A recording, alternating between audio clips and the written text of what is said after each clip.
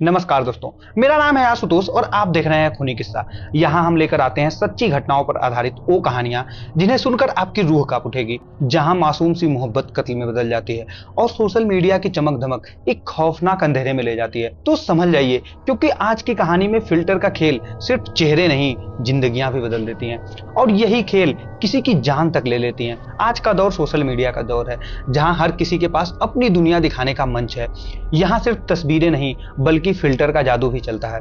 हर चेहरा, हर तस्वीर एक क्लिक में बदल जाता है। लेकिन क्या आपने कभी सोचा है, वही फिल्टर जो लोगों को खूबसूरत दिखाने का वादा करता है, किसी की जिंदगी भी छीन सकता है। सुनकर अजीब लगता है ना, पर हकीकत ऐसी है। एक कहानी उत्तर प्रदेश की है। यहाँ रहती थी रीना देवी, 4 बच्चों की माँ। जिंदगी उनकी साधारण थी लेकिन खुशहाल भी। सब कुछ ठीक ठाक चल रहा था, जब तक कि सोशल मीडिया की चमक धमक उसे अपनी तरफ खींच नहीं लिया। धीरे धीरे रानी भी इंस्टाग्राम की इन रंगीनियों में खो गई।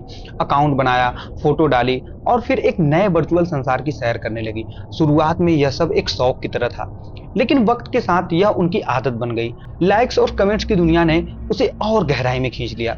अब रानी को भी समझ आ गया था कि फिल्टर क्या कर सकता है। एक जादू जो बच्चे को जवान बना दे, जवान को बूढ़ा और बूढ़े को फिर से जवानी का एहसास करा दे। बस यहीं से शुरू हुआ उसका वो सफर जो आगे चलकर एक खतरनाक मोड़ लेने वाला था। आजकल टेक्नोलॉजी ने तस्वीरों की दुनिया को बिल्कुल बदल के रख दिया है। जहां पहले फोटो सिर्फ याद हुआ करती थी, वहीं अब एप्स और फिल्टर ने तस्वीरों को जिंदा बना दिया है। अब तो हालत यह है कि किसी भी फोटो में आंखों की पुतलियां हिलने लगती हैं, होठ खुलते बंद होते हैं और चेहरे पर ऐसे हाव भाव आ जाते हैं जैसे सामने खड़ा कोई इंसान वाकई बोल रहा हो। तस्वीर अब सिर्फ तस्वीर नहीं रही, बल्कि जैसे उनमें जान डाल दी गई हो। रानी देवी भी इस नए खेल से अछूती नहीं रहे। धीरे धीरे उसे भी मजा आने लगा था। इंस्टाग्राम पर वह एक एक्टिव मेंबर बन गई थी। हर रोज नए नए तस्वीरें खींचती, फिल्टर लगाकर उसे और खूबसूरत बनाती और फिर पोस्ट कर देती। 52 साल की उम्र में भी वह अपने प्रोफाइल को ऐसे सजाती मानो वह जवानी की दहलीज पर खड़ी हो। यही इत्तेफाक उसकी जिंदगी को एक नए मोड़ पर ले गया। इंस्टाग्राम पर एक और लड़का था, अरुण। उम्र सिर्फ 25 साल। अरुण की आदत थी अलग अलग अकाउंट्स को देखना, नए लोगों को फॉलो करना। एक दिन उसकी नजर अचानक रानी के प्रोफाइल पर पड़ी। वहां ढेर सारी तस्वीरें थी, फिल्टर से निखरी हुई, रील्स पर हंसी और अदाएं बिखेरती हुई। अरुण को लगा जैसे यह औरत उसकी ही उम्र की होगी। बस उसी पल अरुण का दिल फिसल गया। वह रानी से मोहित हो गया। धीरे धीरे दोनों के बीच बातचीत शुरू हुई। पहले लाइक्स और कमेंट्स से बात बनी, फिर चैट पर सिलसिला आगे बढ़ा। एक दूसरे की पोस्ट का तारीफ, छोटे छोटे मैसेज और फिर लंबी रातों की बातचीत। पूरा 1.25 साल बीत गया इस डिजिटल रिश्ते में। रानी और अरुण दोनों एक दूसरे को रोजाना सुनते बोलते रहे, लेकिन मुलाकात अब तक नहीं हुई थी। समय बीतते बीतते 1.25 साल गुजर गया। इतनी लंबी बातचीत और रोजाना की चैटिंग के बाद आखिरकार अरुण ने रानी से मिलने की जिद कर दी। लेकिन रानी को अपने सच का डर था। उसे मालूम था कि सोशल मीडिया की चमक धमक और फिल्टर के पीछे जो असली चेहरा छिपा है, वो सामने आते ही सब कुछ उजागर हो जाएगा। यही वजह थी कि वह अब तक मिलने से इनकार करती रही। लेकिन धीरे धीरे रिश्ता इतना गहरा हो गया कि रानी और अरुण टालते टालते थक गए। अब उसे लगा कि शायद अरुण उसे समझ जाएगा। आखिरकार तय हुआ, दोनों आमने सामने मिलेंगे। लगभग 1.5 साल की लंबी वर्चुअल मोहब्बत के बाद मुलाकात की तारीख पक्की हुई। जगह भी चुनी गई, यूपी का एक छोटा सा रेस्टोरेंट। उस दिन अरुण के दिल की धड़कनों की रफ्तार भी तेज चल रही थी।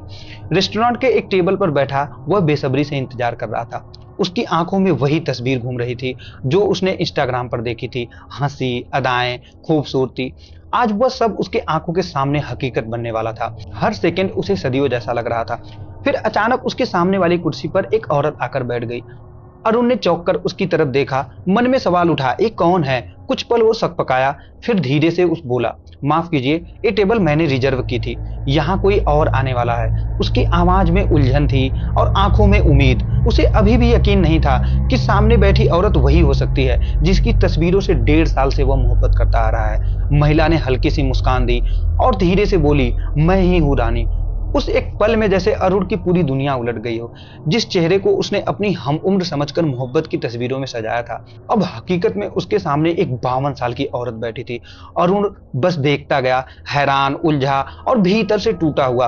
वो समझ नहीं पा रहा था कि वो करे तो क्या करे। जहां उसके दिल में मोहब्बत का समंदर बह रहा था, वहीं सामने हकीकत में रेगिस्तान फैल चुका था।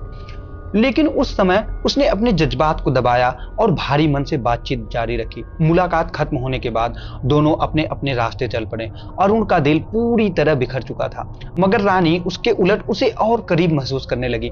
उसे लगा कि अरुण बेहद अच्छा इंसान है और अब तो वह उसके साथ जिंदगी भी बिताना चाहती थी। इधर अरुण ने भी सोचा, मोहब्बत तो धोखा साबित हुई, लेकिन रानी आर्थिक रूप से ठीक ठाक लगती है, तो क्यों ना इस रिश्ते से कमाई कर ली जाए। धीरे धीरे उसने रानी से पैसों की मदद मांगनी शुरू की और देखते ही देखते 1-1.5 लाख रुपए तक ले भी लिया।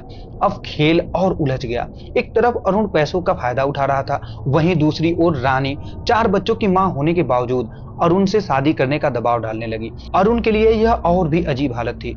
उसका मन पहले से ही टूटा हुआ था। अब यह रिश्ता उसके लिए बोझ जैसा बन चुका था। अरुण अब तक उलझन और दबाव में ही जी रहा था। रानी का शादी के लिए जिद करना उसके लिए असहनीय हो चुका था। वह सोचता, मैं अपनी उम्र से दोगुनी औरत से शादी कैसे करूं।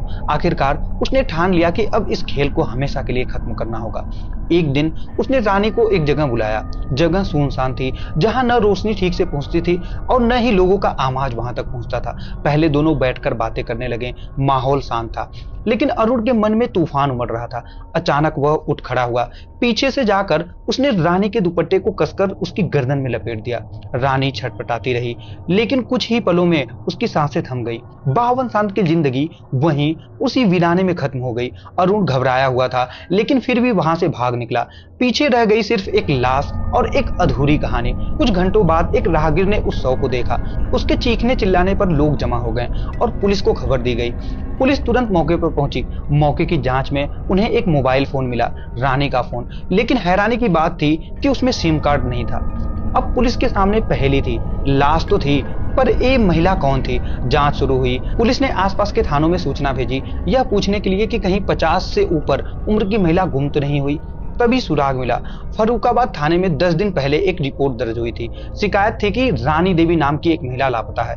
पुलिस ने तुरंत उस लाश की तस्वीर फर्रुखाबाद पुलिस को भेजी। तस्वीर देखते ही परिजनों ने पहचान ली, वो लाश रानी की ही थी। अब एक सीधी सादी प्रेम कहानी एक सनसनीखेज हत्या की गुत्थी में बदल चुकी थी और जांच का असली खेल अब शुरू होना था। लाश को औपचारिक तौर पर परिजनों को सौंप दिया गया। अब तक यह साफ हो चुका था कि मारी गई महिला कोई और नहीं बल्कि रानी देवी है। पहचान मिलते ही पुलिस ने अगला सुराग ढूंढना शुरू किया, उसका मोबाइल नंबर। फोन तो मौके पर बरामद हुआ था, लेकिन उसमें सिम कार्ड नहीं था। पुलिस ने तुरंत उस नंबर का CDR यानी कॉल डिटेल खंगालना शुरू किया। जांच में सामने आया कि रानी ने आखिरी दिनों में सबसे ज्यादा बातचीत जिस नंबर पर की थी वो किसी और का नहीं बल्कि अरुण का था। अब पुलिस ने अरुण के कॉल रिकॉर्ड और लोकेशन भी चेक किए। चौंकाने वाली बात यह थी कि हत्या वाली रात अरुण का मोबाइल लोकेशन उसी इलाके में एक्टिव पाया गया जहां से रानी का लाश मिला था। कड़ियां धीरे धीरे जुड़ने लगी। संदेह अब यकीन में बदल रहा था। पुलिस ने अरुण को दबोचा और थाने ले आई। पूछताछ शुरू हुई। पहले तो अरुण टाल मटोल करता रहा, लेकिन जैसे जैसे सबूतों की जकड़ मजबूत होती गई उसकी चुप्पी टूटी। आखिरकार उसने अपना जुर्म कबूल कर लिया। अरुण ने पुलिस के सामने हैरान कर देने वाली दलील दी, मेरे साथ धोखा हुआ है, फिल्टर का धोखा। सोशल मीडिया पर मैंने उसे अपनी हम उम्र समझा, लेकिन असलियत सामने आने के बाद मुझे लगा कि मैं ठगा गया हूं और इसी गुस्से और धोखे में मैंने एक कदम उठा लिया। यह कहानी सिर्फ रानी और अरुण की नहीं बल्कि उस खतरनाक सच की है जो सोशल मीडिया के चमकते पर्दे के पीछे छुपा है। तो दोस्तों, ये थी आज की खूनी किस्सा, एक ऐसी हकीकत जिसने साबित कर दिया कि सोशल मीडिया के चमकते पर्दे के पीछे कितना गहरा अंधेरा छुपा होता है। मोहब्बत, धोखा और आखिर में खून। आपको क्या लगता है, क्या अरुण का कदम सही था या फिल्टर के पीछे छुपा सच ही इस खून का असली वजह था? अपनी राय हमें कमेंट में जरूर बताइए।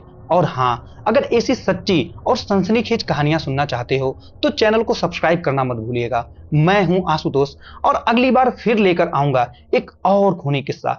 तब तक सावधान रहिए और सच से कभी न भागिए।